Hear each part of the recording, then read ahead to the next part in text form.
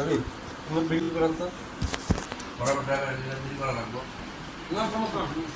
টিভিতে যাবো টিভিতে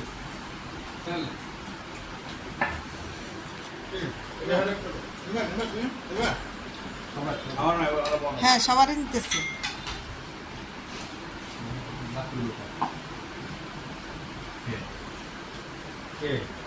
সবাই থাকতে বলতে হবে তুমি কালকা প্রোগ্রামের পক্ষে দিয়ে একটা স্ট্যাটাস মালিক কোন রাজীব ফেরিস স্ট্যাটাস মালিক শেখ আব্দুল আলম কোমরকে রামপাল মোল্লা এমপি দেখতে না না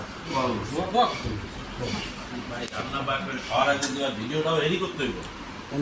আমি না বন্ধ করে দেন।